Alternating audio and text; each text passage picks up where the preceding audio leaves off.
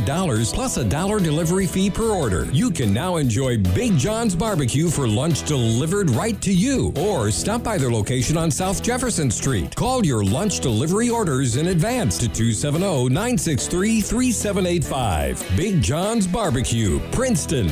Raider Auction Company is owned and operated by Delbert Raider. Delbert has been in the agricultural field for over 40 years and is well known for his knowledge of used equipment. Raider Auction holds 4 consignment auctions a year, and they buy and sell equipment on a daily basis. If you're looking for a piece of equipment, they'll do their best to locate it, and financing is available. Contact Delbert Raider at 270-881-2610 or Amy Ezel at 270-604-2880 for all your used equipment needs. Raider Auction Company, Skyline Drive.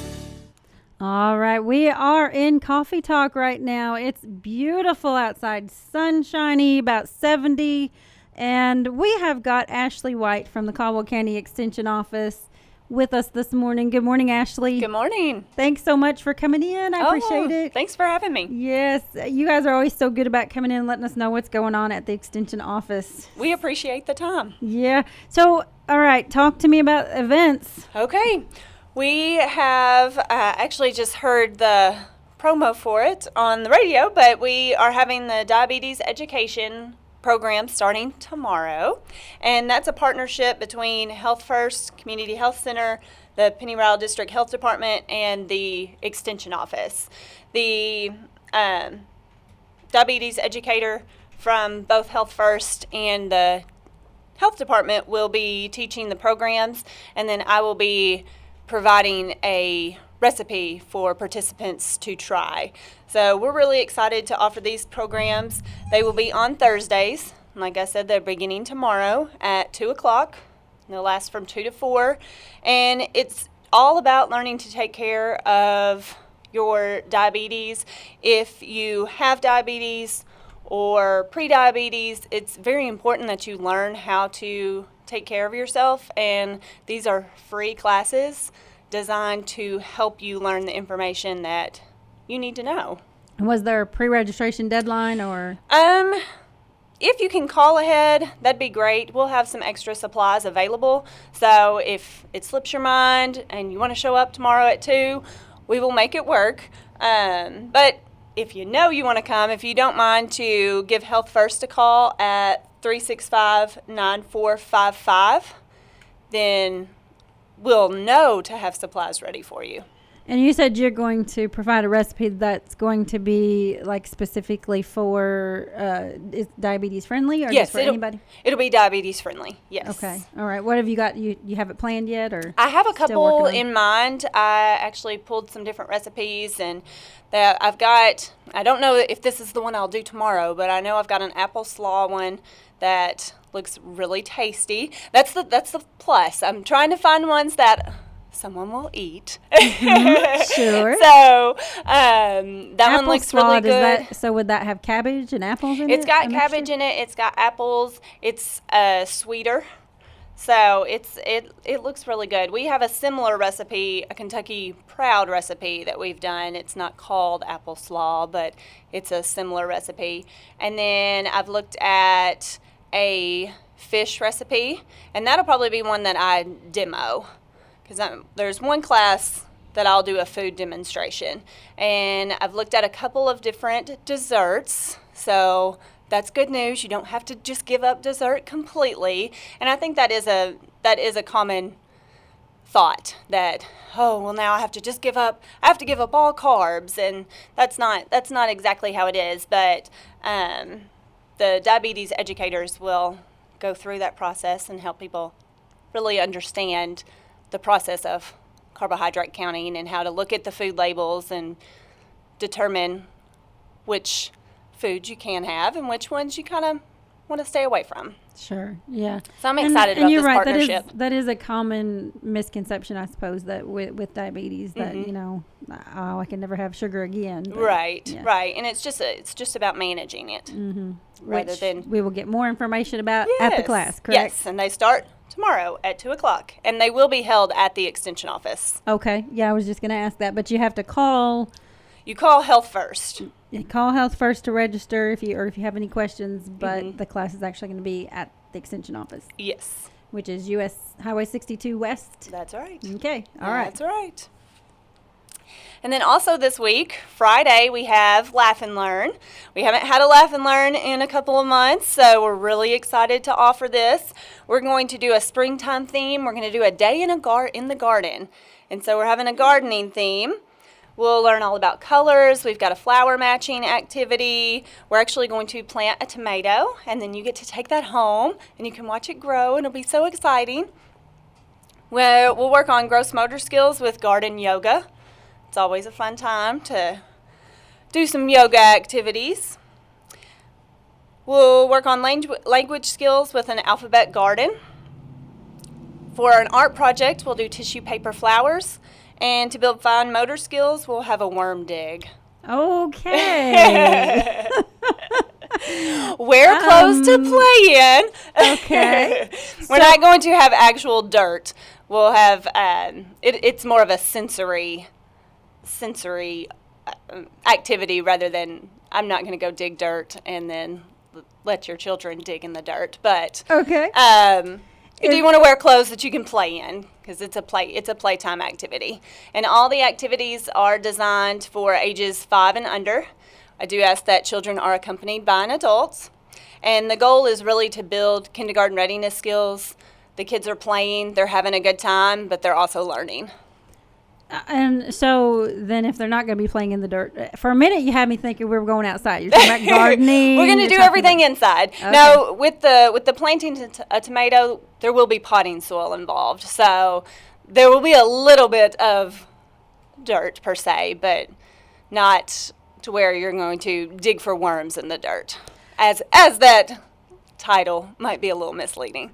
Are we dealing with real worms? No, these will be pretend gummy worms. Okay. They'll be pretend. And this is a little off topic, but I'm just going to quickly mention I'd seen a headline, or my husband read a headline to me a few weeks ago about a study that had been done showing that earthworms suffered from PTSD. Really? So, yeah, that's how we're spending our money. Okay. Well, that's interesting. Yeah. So, yeah, that was, and then, my daughter looked into the article and there's a little bit more to it than just that. But anyway. Yeah. No worms will be harmed for this activity. In the digging These are going to be plastic worms and, or they might be spaghetti worms. We're just going to see what comes up. See what plays out. But I won't be going and digging for actual worms to put in the thing, no PTSD for those worms this No time. worms will be harmed in this activity. So this will be Friday at 9:30, and it generally lasts anywhere from 9:30 or 10:30 to 11. It's kind of you come in, we read a story, you do the activities, we have a snack, and then we go from there. So sometimes it lasts right up to 11, and sometimes everybody's ready to go by 10:30. We just we go with the flow. Whenever they fizzle out. Well, it sounds like fun regardless. We have a good time. And planting, you get to plant a tomato. Now you're going to plant, is the tomato, are you starting it from a seed? Or? Yes, it will be a seed. So you're going to take it home. We're going to do it in an ice cream cone. So then you can plant the ice cream cone in your garden or in your pot, and it degrades. So you don't have to worry about harming the environment. Absolutely. The ice cream cone, does that somehow feed is it? No, it's just the holder. It just holds it, and then you're going to plant it you're going to start your seed at my office, and then you will be in charge of taking it home and putting it either in your pot or outside, going from there. Mm-hmm. In your garden. Yes. Yeah. So, and we've had guests on here before, and we've talked. I do not do gardening. We have tried at my house, and it just does not work for me. I think you and I have talked about it before too. Maybe, I don't know. I am not into getting out there in the 100-degree weather and hoeing the garden and watering. But you know what? Some people love it. They do. I know, and it's great exercise. See, now I don't see it. Well, I suppose, yeah, if I'm out there hoeing the garden, I see exercise in that. If you're pulling weeds. It's probably why I don't like it. I don't like to exercise all that much. Anyway, yeah, all right. You just haven't found the perfect exercise yet. That's what it is. That's what it is. That's what it is. Which that leads us into Our next class, this is our Homemaker Leader lesson for June. It's on May 28th at 5 o'clock in the evening. It's Zumba, Yoga, Pilates, and more.